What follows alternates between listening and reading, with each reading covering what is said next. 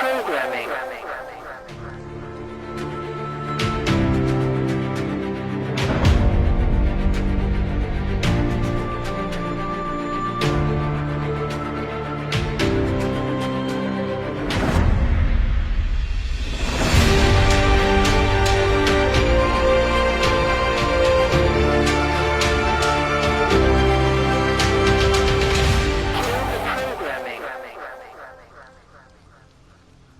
My name is Joshua Silva. I am a licensed commercial pilot and flight instructor. I have had a lifelong love of aviation and aerospace, and when growing up I even fancied myself an amateur astronomer. I would drag my family and friends, anybody I could, to every air show I could possibly find in Northern California. I was the only kid you knew, or anybody knew, that knew the various components on aircraft, spacecraft by heart. I absolutely loved anything to do with flying or space. But my love of aviation and aerospace never stopped. I continued studying, had an entire library full of aviation books of various military and civilian aircraft, military history, every aviation campaign and theater in almost any war. I studied religiously, and it was just out of pure passion. Later in life, many years later, I decided to become a pilot. As strange as it may sound, it hadn't occurred to me to become a pilot up to that point. I just simply loved aviation and aerospace, but I decided to become a pilot, and I began attending a prestigious flight academy in the Midwest and attending university at the same time, and to gain a degree in aeronautics and aerospace. Shortly thereafter, I began flying twin turboprop aircraft out of Northern California for several nonprofit organizations, and years after that I found myself flight instructing for various small flight schools, both in California and in Arizona, and then on to large academies that trained for the airlines and even some military flights. Shortly thereafter, I began flying regional business jets, and that's when the story of me finding the topic of flat Earth started. Been a military brat all my life. However, I've been in the industry of aviation for the last 21 years. And I became an FE somewhere around 15 or 16. When I really started looking at conspiracies, I looked into Benghazi because I happen to work on government contracts abroad, overseas. But I've been in aviation for 21 years, anything from helicopters to aerostats to big birds, little birds, fighter jets, things with engines, no engines, big blades, little blades, compressor blades, which, by the way, that one's not a hoax. Jets do not run only on compressed air. Contrary to popular belief, it takes compressed air in a blended ratio of air to fuel to drive the now heated gas and rotate the compressor blades. This has been a topic of discussion between FE and, not everything's a hoax. Coriolis effect. With that ties into, obviously with no spin, around the axis points that they say exist at 23.4 conveniently, 66 off the 90 degrees, right? Everything ties into 666 with NASA and all the BS scientists. Our aircraft have things called ADIs, attitude direction indicator, which gives correlation between the aircraft housing or the shell around the gyro itself. The ADI is nothing more than a gyro that will always reference level. I don't care what any pilot says. I don't care what any mechanic tells you. There's a reason that pilots have one book called a Pilot Operating Handbook. And there's every other book, right? From structures to avionics to wiring diagrams to the actual components that make up these systems. That is a standalone system. The ADI does not lie. You don't care how cold it is, how high you are, and some of these guys are pretty damn high. It doesn't matter where you're going. It doesn't matter where you've been. It doesn't matter where you are over the realm itself.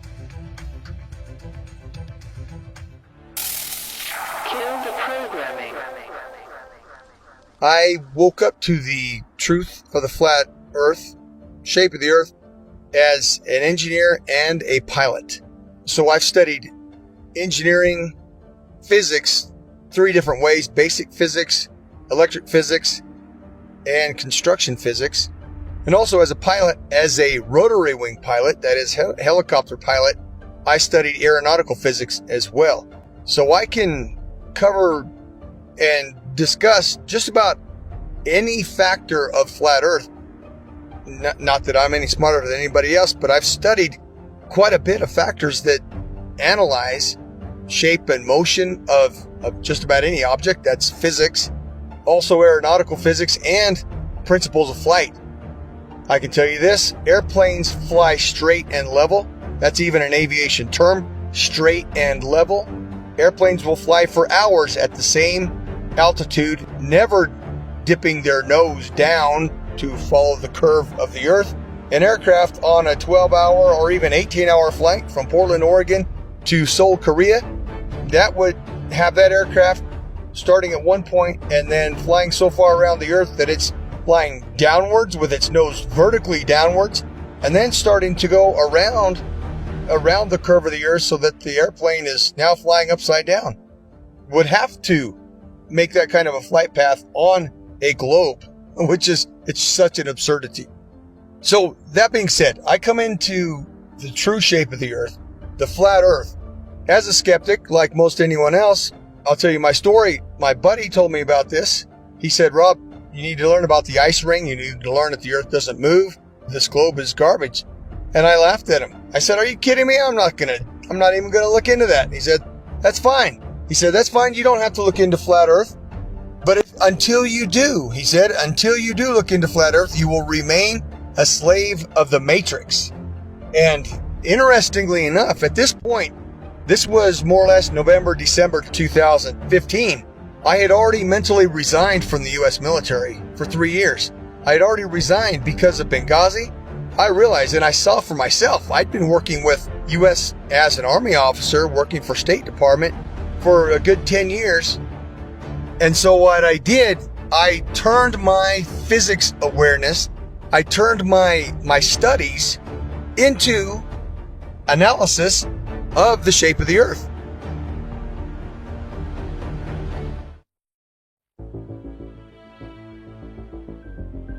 I'm a merchant marine. I've been sailing 15 years. I graduated from the Paul Hall Maritime Center out of Piney Point, Maryland. I primarily sail on container ships, tankers, drill ships, military cargo vessels, you name it, I can sail on it. I sail in the capacity of bosun. My whole title is AB Unlimited. That primarily sail deep sea and coastal, meaning up and down the coast, west coast, east coast, and deep sea is out deep sea across to other continents. What led me to the flat Earth was actually my sister. We've always been into the conspiracies and the 9/11 and Sandy Hook and all that stuff. And one day she said, hey, you want to see a conspiracy? You should look into the flat Earth. And I looked at her and laughed because I had seen the videos come up in the feed and they showed that disc thing in the space and I laughed at it and whatever. And she showed it to me and I laughed at her. And I went and pulled out my phone and I looked up a video. You can look it up. It's called Dragon Link FPV to Space. And what you'll see is basically an RC airplane that's been taken up about 80,000 feet. And they release it, and then the airplane comes down with power. And it has the Dragon Link system, which is capable of making control and video. Anyways, but they had a GoPro, so you see this curved globe. And that set it for me. When I saw that, I was like, oh, wow, look at that. So I brought that down to her, put it right in her face and said, look at that. And looking back, I remember her smile on it was like, okay, she wasn't going to argue with me. And she said, okay.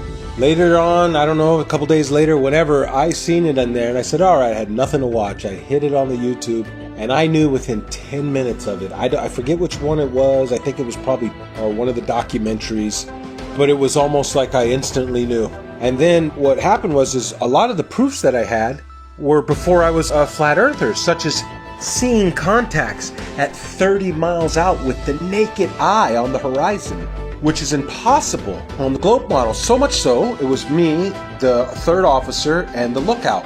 We were standing our watch, and I believe we were in the Mediterranean Sea. Look out, look and watch. I say, okay, we got a contact out there. We look and we try and get it on the radar. We get it at 30 miles out. When the chief mate came up, we had told him, hey mate, we got a contact earlier 30 miles out. He said, bull crap. I don't believe you. And we all looked at each other and shook our heads and said, yeah, they got it. He stormed off the bridge, ran down, came back up. He had the Bowditch, which is a thick green book that's everything you ever need to know about being on the ocean, sailing, navigation, everything. And he comes up and he says, the math doesn't lie. And he slams down this piece of paper and he says, our bridge height is at 100 feet versus how far? 30 miles. It should have been behind like 600 foot of curve. I remember 600 something foot. He had all the mathematical, of course I didn't know, okay, that's good. All right, he must know what he's talking about. But we're looking like, well, I don't know. We got it on the radar. Then the radar must not know what it's doing.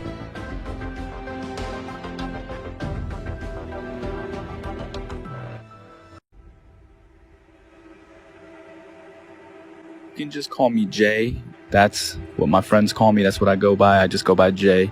My work experience, I joined the Navy when I was 17 years old. I had a secret security clearance. There's different levels of security clearance. There's a lower level, then there's a secret, which is what I had, which is like a mid-level, and then there's a top secret. I did not have a top secret clearance, so there's a lot that I don't know. But I did have a secret clearance. So it's basically the mid-level security clearance for the government that I had, and I did that job for 8 years. I worked in operational intelligence specifically. The radar navigation, there's a limited scope of what we're able to see. Now, granted, this is 15 or 20 years ago. What I mean by that is, with it being 15 or 20 years ago, the technology nowadays on the new warships, I would imagine, are just off the charts advanced compared to what we had, 20 years ago in the early 2000s when I was doing deployments for the Navy. We're looking at the scope of the radar. Now, this is just going off of the actual screen that we can see. Now, there's 3 different screens. There's the basic radar screen where we have this limited scope where it only goes out like 25 miles, right? Then there's this other bigger screen, and I forgot the name of it, but it goes onto this huge projection in the Combat Information Center. Basically is where all of the information is housed. And on this huge screen, we can actually zoom out and see a significant portion of our area of responsibility. I can't say the exact number. Again, a lot of this is classified.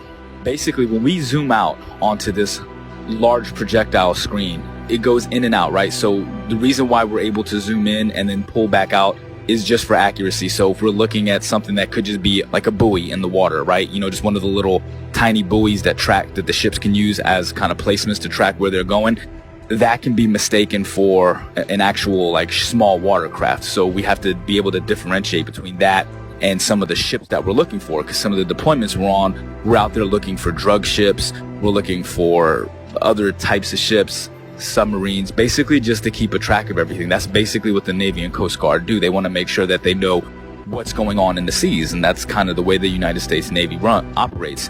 They're basically dictating what happens in international waters.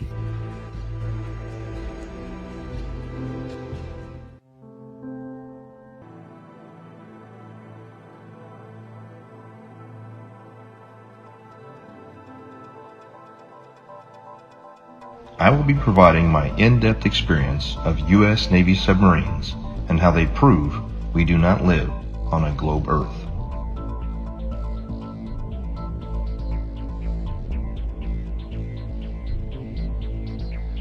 However, due to the nature of my job and the security clearance that I hold, I wish to remain anonymous.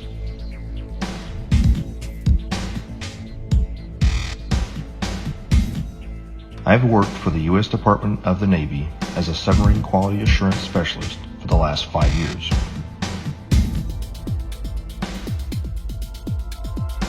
My job is to ensure that each submarine is built properly, safely, and to the engineer's plan.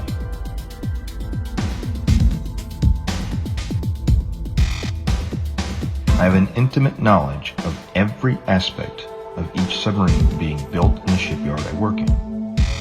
Now that you've heard a little bit of my background, let me explain how I arrived at the crazy notion that the Earth is visibly and observably flat. I have always questioned the reality around me since I was little. I never followed anything mainstream, and I was never interested in what the news had to say. As I got older, I started looking into more and more things out of my own curiosity. 9/11, school shootings, I eventually started researching the moon landing because it just never set well with me. And it didn't take long for me to completely unravel that for the hoax that it is.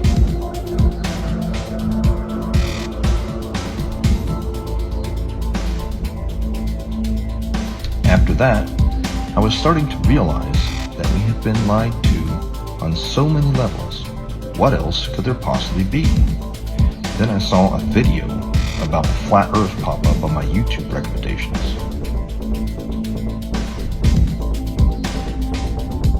At first, even with my awakened mind, I thought this was absolutely ridiculous. I decided that I'd look into it simply to disprove it and move on. It should be easy, right?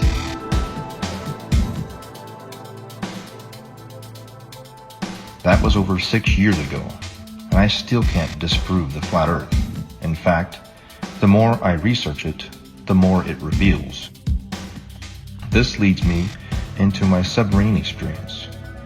Looking back on everything I had accomplished while on active duty with eyes to see, has only served to solidify my stance that we live on a flat and motionless plane.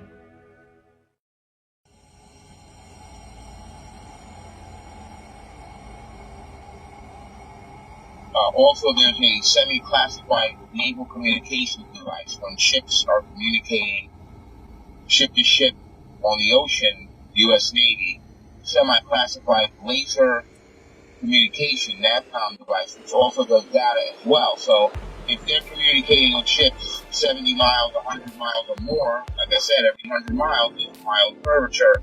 So it wouldn't work because lasers operate line of sight. They operate in a straight line. There's no curvature to the laser. So the bottom line here is the naval NAVCOM classified, semi-classified system that they use to communicate ship to ship, that operates on a laser, and if there was curvature, anything over, like I said, 100 miles is 5,280 feet of curvature, and the ship's diameter is nowhere near that, which you know. So there's another example, the naval NAVCOM communication device. Also, there's a woman, female KLH pilot, KLH Dutch Commercial Airlines. She got fired from her job a while back for questioning this issue.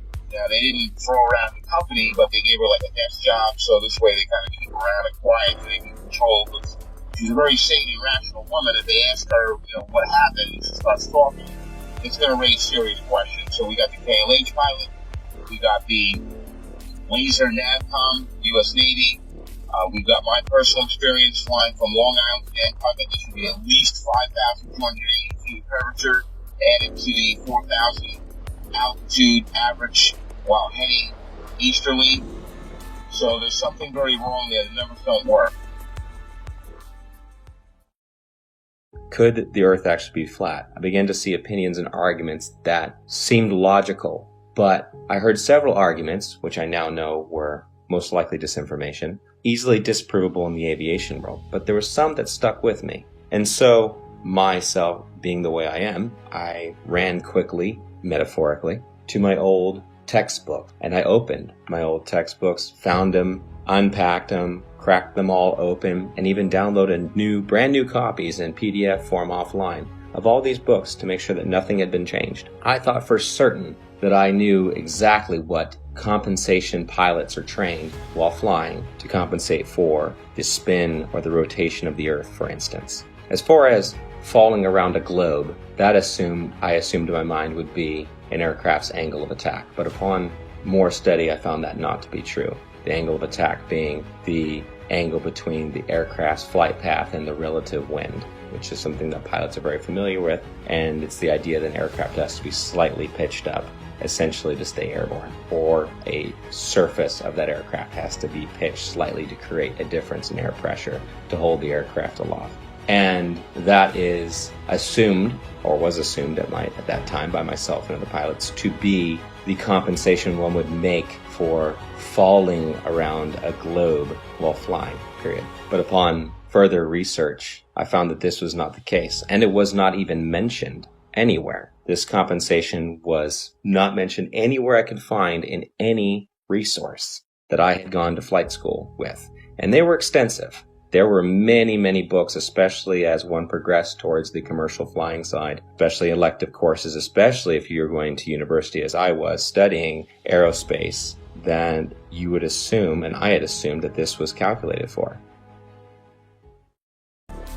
Again, as far as ADIs, in every aircraft, it references the level horizon or references sea level always.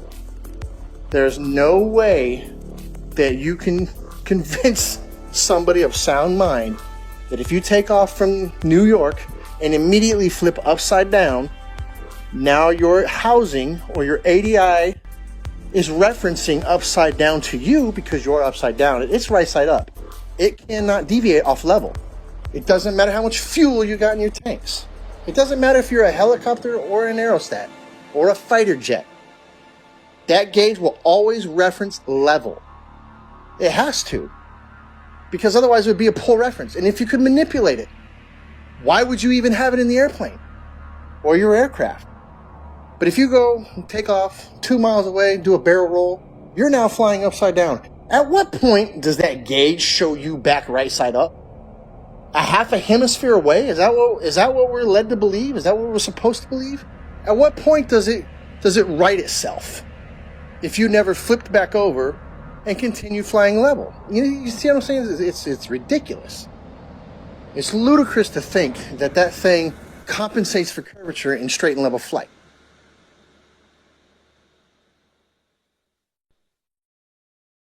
The big one that is oftentimes quoted is compensation for Coriolis effect while flying. And this is something I'd even taught my students about, and it's always assumed to be correct. We just assume. We're given the narrative from a young age, and everything is built upon that assumption, upon the theory. And so I thought I had the silver bullet. Coriolis effect. We always calculate for that. Well, as I began to look through the books and to look into the calculations given for Coriolis effect, the narrative began to fall apart even further. I began to see things I didn't notice when I was in school, such as Coriolis effect is actually never calculated for, but is assumed to be a part of wind correction angle. Wind correction angle is one of the many calculations pilots of all kinds make while flying to correct against winds in whatever volume or section of air they're flying through, which it could be from any direction, and you're flying through it, so you have to compensate a certain angle into that wind to hold a straight line. Interesting side note, I worked on aerostats for several years, and I always ask people who try to bring up gravity, well, how come my 4,000 pound, 74,000 cubic foot aerostat isn't getting pushed towards the ground? It weighs more than you do, which you believe gravity is pushing you down, right? Because these are some dense-ass people. But how come the aerostat's not getting driven into the ground? It weighs more. It's definitely larger than the size of a house. It's more than size of most houses. So why isn't it getting driven to the ground? Well, that's because it's displacing less weight than the atmosphere or the medium that it's in. And I try explaining that. I don't know how many times you've probably posted something on this. I don't know how many times we're going to have to post something on this. But every time that little kid lets go of that helium balloon and starts crying. Radar is simply another form of radio transmission. Radio includes anything within the range of the electromagnetic spectrum. Electromagnetic spectrum, also known as light. Radio is the transmission of light, whether it's visible light or radio waves which are not visible. When it comes to radio transmissions, there must be a transmitter and a receiver. There can be a reflector or a transmittal unit along the way. However, in the end, there's got to be at least transmitter and a receiver. And in the case of radar, radar transmits a signal and it bounces off a reflector, and then it comes back to the receiving station. Or it can go to other stations if they're set up in the network properly. Long story short, radar emits a signal, it bounces off something, and then it returns to a receiving unit, and the receiving unit maps that reflection accordingly. If there is no reflector, then there's no return signal, and then the object does not show up on the radar. For example, it's off the screen. Notice, there's no curving around anything. It goes out in a straight line. Radio signals always travel in a straight line. So the transmitter sends the signal out to the target, bounces off, and it comes back in a straight line. Radar cannot travel over the curve, and hence, radar is dependent on line of sight, direct beam from the transmission to the target. It reflects and it comes straight back. There is no curving around anything, thus is radar.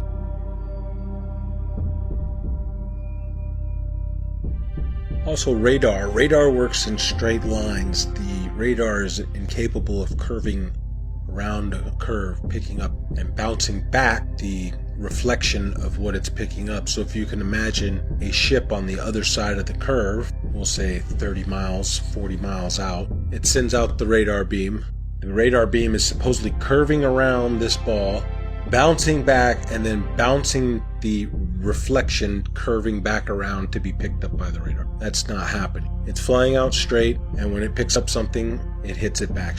It's not going around any curve. That's plain and simple. That can be looked up on your YouTube and see how radar waves work. They don't go around the curve. Every diagram shown will show you straight lines. They don't show you curved lines. As we zoom out to look at the larger scope of things, once we verify that, we're able to zoom out over a large distance. Now, over this screen, at the time, I was like 18 or 19 years old, all right, when I was doing this job. I wasn't thinking about flat earth and any of this other shit. I was still indoctrinated and under the assumption that the earth is a spinning ball. I never thought about flat earth or anything like that, but I always thought it was weird that as I'm looking at this massive radar screen, I always used to think, how come we're looking at this and I can see, like, we're off of the coast of Argentina, for instance, right? Like, how is it that I can see this far out and it's not like over the horizon or curve, because it's so far? Like I said, we use a lot of these other link signals, and they're called links. They go by different names. I can't say the code names. Some of them I forgot. Some of them are, again, this is classified information. I can't give any specifics on these. But some of the links that we use, not only do we speak to the actual ships and track them, but we speak to aircraft, 10,000, 20,000, 30 and higher, 30,000 feet and higher is what I'm saying. It's not just a matter that they're 30,000 feet directly. It's not like they're directly above the ship. This is what's interesting, is this aircraft could be 50, 60 miles away and 30,000 feet in the air. So you understand, like, the angle that you have to take to be able to track this aircraft from a ship that's moving on the water? Think about that for a second.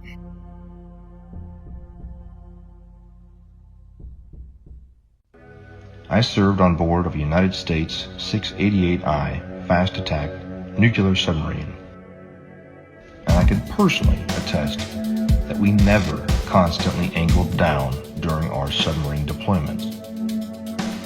One of our longest transits went from the Gulf of Oman around the southern tip of Africa and back to Connecticut. We were underwater for almost 3 months straight. My job on board as a radioman meant that I spent a lot of time both in the radio room and in the control room. The control room is where they navigate and drive the submarine.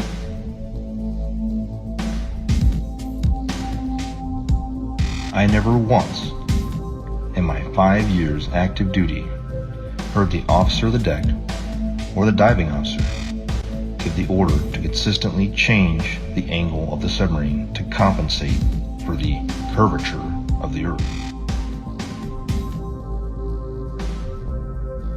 The primary task of the diving officer and the helms and plainsman is to maintain the submarine as level as possible while in transit. If the Earth had any measurable curvature, I am certain we would not have been able to make this incredibly long transit without accounting for it.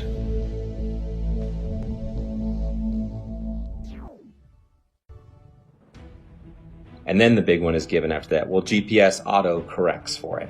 And that sent me down yet another path. GPS auto corrects for it. If it's a satellite-based system, How is it correcting for spin if it's also spinning over the same body? And why are there large gaps in GPS coverage over large oceanic bodies? Do they just turn them off? It's just not worthwhile? There have been enough aviation accidents at sea, very far from shore, that would say otherwise. And if you gave the American taxpayers, the ones funding these satellites that are supposed to track aircraft, the information that, well, we're just shutting them off because it's not worthwhile, those 3 or 4 jets full of hundreds of passengers just have to use other navigation methods such as dead reckoning, which is basically using a stopwatch and guessing to the next checkpoint, essentially. If you were to tell them that, they would be infuriated.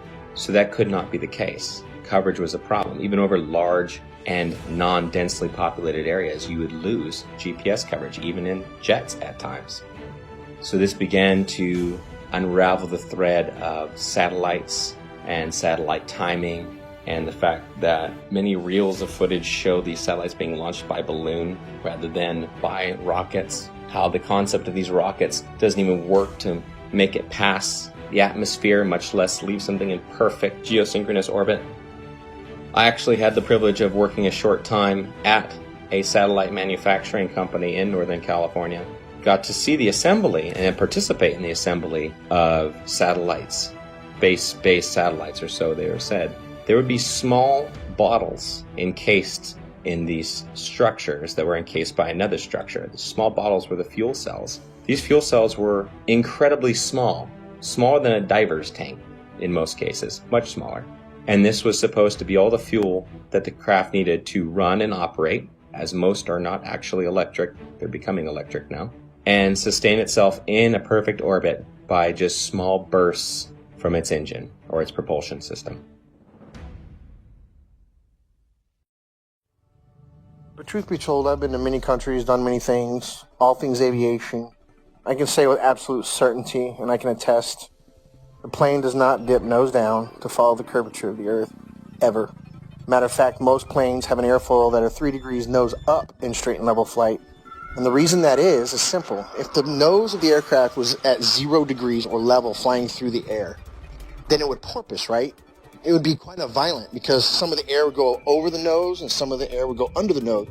And it would cause that nose to go up and down, which is literally like a porpoise or a dolphin out of water. And that's exactly what would happen. So the wings are designed, when they are level, the nose is 3 degrees nose up. The fact, proven from multiple points, that there is no Coriolis to the motion of the Earth. And I'm speaking from a pilot's perspective, also an engineer's perspective, because I obtained a degree as an engineer before I went to flight school. So I'm both a pilot and engineer at once. So, number one, there is no rotation of the Earth, proven by the fact that a helicopter pilot can hover the aircraft indefinitely, motionless, above a single point of the Earth. If the Earth were spinning, as soon as that aircraft left the ground, the Earth would spin out from under it. Now, somebody may say that the air of the atmosphere rotates along with the Earth, which is one of the most absurd concepts imaginable, because if that were the case, then all wind would travel with the Earth. There would be no alternating wind currents when we know that the jet streams fly overhead, clouds move in multiple directions overhead, and a kite flying over the stationary Earth. The fact that a kite flies because of wind passing through, that proves that the Earth does not. That proves that the air does not move in unison with the Earth. Number two, airstrips do not rotate away from a landing aircraft. Anybody who's seen a pilot's view when an aircraft lands, well, the aircraft lands to a motionless airstrip. If the Earth were rotating, the pilot would have to turn to the angle at which the airstrip is rotating away and land at the speed of the airstrip, which is absurd, simply absurd. Airstrips do not rotate away from the aircraft, and on an east to west landing strip, if the aircraft is landing to the west, the airstrips do not land moving towards the airplane. That's insanity. Okay, simply stated. If the Earth was a spinning ball, it is virtually impossible for a ship to be moving at 25 to 30 knots on this curved spinning ball while tracking an aircraft that's probably going 300 miles per hour, 50 to 100 miles away. Really, I mean, these like P3 aircrafts were pretty far and 20,000 feet in the air. It's just virtually impossible. It doesn't make sense. Again, at the time, I wasn't thinking like this, but looking back on the information that I had, I'm like, yeah, there's no way. There's no way that that was done on a curved Earth. Literally, the only way that could work is if we are on a flat, stationary plane. We're cruising along. The boat is cruising along in the water. Like, think about it in terms of like a large, like, you know, like those backyard swimming pools. Picture the swimming pool filled up, right? And then your ship, you put a little boat on the swimming pool, and then, you know, you put like a little fake aircraft in the air. Now, from that ship, you're able to see the aircraft. It doesn't matter where you are in that pool, you can track that aircraft. If you're on a spinning ball curve, how the hell can you track an aircraft that could be in a position that's 100 to 200 miles away from you, 30,000 feet in the air from a different angle that's around a curve? It's impossible. There's no way that you could, there's no radio frequency that could track that. I'd like to point out that I see now that I didn't see before is that you have a magnetic compass and you have a gyro on any ship. And I'm not talking about your little crabberman show fishing boat, what are they, deadliest cat. I'm talking about a real deep sea going, unlimited tonnage boat's going to have a gyro. And it is a big, huge box that sits usually behind the bridge or in the chart room. It's a big box and it's basically the gyro compass. Now, if you had two models, I guess, wouldn't you have to have one making the corrections? Because it almost never matches the magnetic almost never matches the gyro. It's very rare that we're steering the same course. And they say it's due to deviation and variation is where you know, like the metals of the ship causes it to differ. And then you have the variation of the magnetic fields over the earth is, I guess they change, you know, true north and magnetic north. But the way I look at it is, man, they got two different machines. One is a machine and one is from God. The way to get around the earth. God's not a dummy. He put the way to get around the earth with the compasses. If back in the day they had motorized vessels that can get them around, they would probably have got around a lot better. But they were at the mercy of the wind. People say, oh, they didn't know their way, or, you know, they were using the stars and stuff, and they, you know. So I just believe that the two compasses, the gyro compass that's electronic, and then our regular compass is because they are switching the ways, you know, the maps. There's two different ways to get around the earth. You're tricking us. Here is another flat earth proof that I never noticed while I was on active duty, thanks to years of indoctrination. Periscope observations. When the submarine is at periscope depth and the observer is looking for ships on the horizon, they will start to see masts at about 8 to 9 miles, depending on atmospheric occlusion and sea state.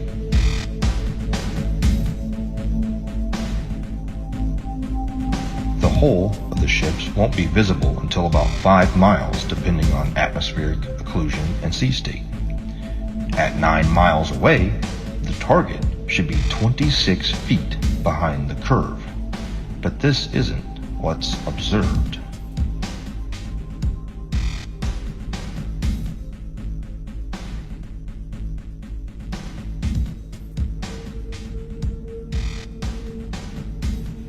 My final flat earth point on submarines is with regard to the AN/WSN TAC-7 ring laser gyro that is used on board of U.S. Navy submarines.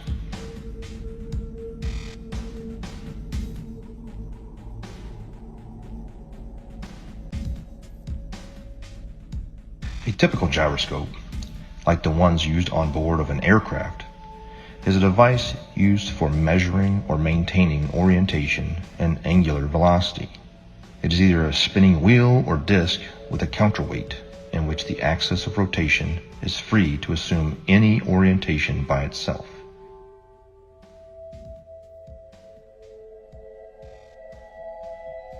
When rotating, the orientation of this axis is unaffected by tilting or rotation of the mounting, according to the conservation of angular momentum. However, a ring laser gyro doesn't have any established weight. They use light as a point of reference. It spins up a disc that shoots out lasers, and it has a digital encoder that deciphers where the laser strikes inside of the gimbal system. No make-believe gravity required. let's just say we're like 30 miles away. These missiles can shoot much further than that. I can't give you the exact number, but say we're 30 miles away, okay? 30 miles is far. So from our ship, we can track on our we have like a missile projectile. It's like a radar, but it's a little bit different. It's specifically designed to track the missiles. You and actually input the coordinates, latitude and longitude of where you want the missile to strike. Really, really high precision accuracy. Really accurate. We hit that launch and the missile, and it will hit that target 30 miles away, even longer than that. Now, here's the thing. Again, that's not possible on a curved Earth. These missiles are huge. 50 caliber projectiles that are carrying massive amounts of explosives in them, okay? Each one of these missiles are probably worth hundreds of thousands of dollars. So whenever you're lining up these missiles to shoot at targets that are 30 plus miles away, if the Earth is spinning, again, now think about this. We're not sitting like on land holding a gun, all right? So picture this. We're on a ship, like actually in the middle of the water, okay? And the missile is shooting off of the bow of the ship. So if the world is a spinning ball and we're on this curved Earth with water and we're spinning 600 miles per hour through infinite space, I'm pretty sure that it would be physically like it wouldn't even make any kind of sense on a physics type level to be able to shoot a missile from a spot in the water on a spinning ball to pinpoint accurately hit another spot. And at night, we were going on one ship, on a military ship, and this is with night vision goggles, 50 miles, and these guys were on the bow. They were not even on the bridge where you'd be 100 foot up. They were on the bow, which is barely probably 40 feet off the water's edge. So these guys, and they have the latest state-of-the-art. This was in 2015. 2015, they had state-of-the-art, what do they call them, night vision goggles. So these things are capable of seeing that far if we live on a plane. You can't deny it. It was so obvious, but not to everyone else. I guess the programming's harder than other people, so they don't want to hear it. But over the years, I have learned the model. I know the model like the back of my hand. I can show proofs. I have ammo now. So when I go out there and I tell somebody, hey, that's impossible, and I'm talking to a third mate or a second mate who's an officer who went to college, meaning they paid for their education. Because when you pay for your education and you're making a handsome salary on it, you can't be wrong. How could I be wrong? I'm making a salary, they're paying me, I paid for this career, everything's working great in my life. You are obviously wrong. All the math works.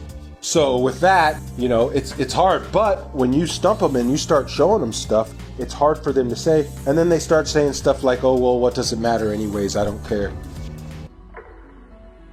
The narrative began to fall apart. I would continue studying and finding that what I fear to be true is reality. That we have been lied to about just about everything. Upon researching military history and then military training and speaking with military gunners in both the Army and the Marine Corps that I know personally, I would ask them about Coriolis effect. And it was always assumed that, yeah, we compensate for the Earth being, a curve, that it would drop. We calculate for the Earth curvature. But even upon asking and having them look into their materials further and my own personal study, again, it found to be an assumed truth with no actual basis in reality. That they would calculate bullet fall based upon angular velocity, drop, friction, amongst other things. And curvature was supposed to be just corrected along with it, just like flying, wind correction angle corrected for Coriolis effect. I've done many of them personally. I've flown more than 1,070 hours in both helicopters and airplanes. And I will tell you factually that aircraft meet their checkpoints, they take off, they meet their checkpoints, and they land exactly as planned on a flat stationary map. No pilot, I say again, no pilot has ever accommodated for the rotation of the Earth when planning flights and takeoff to checkpoints along the way, and then landing. Pilots can plan so well that they can take off and land hundreds of miles away down to within 30 seconds of their planning, because the Earth simply does not rotate.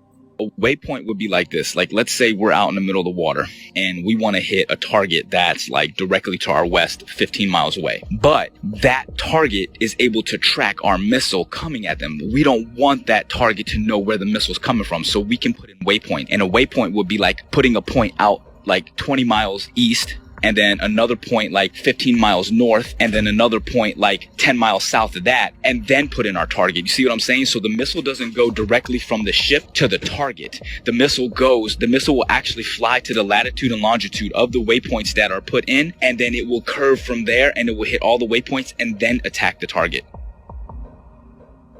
How is that possible on a spinning Earth? If the Earth is moving at 600 something miles per hour, or whatever they say it is, there's no way that missile could stay. There's no way that missile would be able to keep track. Do you understand what I'm saying? At least that's how I'm looking at it. It may be a little bit harder to visualize if you actually weren't seeing it the way that I would see it, or there, or understanding and putting in the coordinates, or seeing how this actually worked out. But I'm telling you, like, from my perspective, that is one of the things that makes it virtually impossible to accept the globe as this. Well, it's a fake lie. It's a theory. It's garbage, is what it is.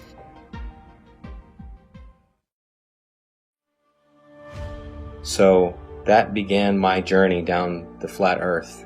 And since that point, I've only found more and more voices, more and more educated people, educators, professionals who are beginning to shed light on this subject in ways that I can only begin to imagine. But I'll never forget the day that I realized my plane wasn't falling around a globe, that I could look out the cockpit window, 185 degrees plus field of vision at 40,000 feet, and not see one iota of drop, but nothing but a flat, beautiful, motionless plane.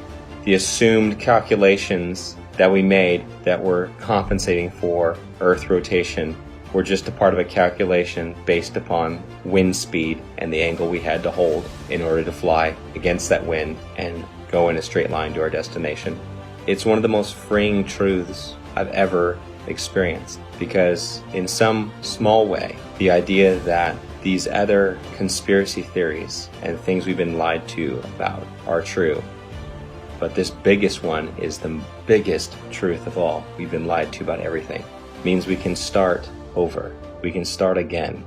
At this time, at this point in our history, we are uniquely positioned to make that change. And if I can make one statement to the people out there, it's simply this. That's it. That it's level. You cannot fall off the edge of an in-ground pool. It is level. Where you put your feet in the water in France, it's the same height that you're going to put your feet in New Jersey and Brazil. Do some research. This is not the only thing out there that needs to be researched, unlearned and relearned. The Department of Education, founded by Rockefeller in 1908, did a good job of proving that the mode of ignorance that he calls his education board, you are the proof it's working. The mode of ignorance widens every day. It gets bigger and bigger every day because people keep believing what they spit out. Unlearn. Thinking outside the box. The box is the cap that you got at graduation. So understand that for the first 18 years of your life, you didn't learn the truth about anything. You were simply told, and you got a reward for repeating it. Now it's time to think for yourself. It's time to do research and do your own testing. Be your own white coat. So if you're able to actually open up your mind, look at things objectively, allow yourself to break free from the indoctrination bullshit that you were taught, you'll feel more free. You'll see the world differently. You'll love more deeply and compassionately. You'll appreciate life more. That's how I lived my life. A couple years ago, honestly, I can tell you this. I just hope and pray with all my heart that, as the years go on, this is probably not something I'll see in my lifetime. But, as my children grow older and my children's children, as the generations go on, the truth will start to emerge. And it is starting. I mean, it's incredible, that so many people are starting to really awaken. But, 10, 20, 50, 100 years from now, hopefully we can break free of the chains of indoctrination and really see the world for what it is and actually appreciate it and love the world and love each other. And I think if we all understood that there is a creator, people would be less inclined to be so abusive toward each other and the earth. So that's my big message for the people. Just think for yourself. At the end of the day, just be a good person. Don't be so quick to just believe something and stand by that belief just because it was taught to you at a young age. Question it. Make sure it makes sense. In closing, I'd just like to say that these are my own personal experiences. I never ask anyone to simply just believe everything I'm saying. In fact, please don't. That's how we've gotten into this whole mess to begin with, by blindly following others who say they've already done the research for you. You allow deceptions to occur. Please do your own research and test all facts.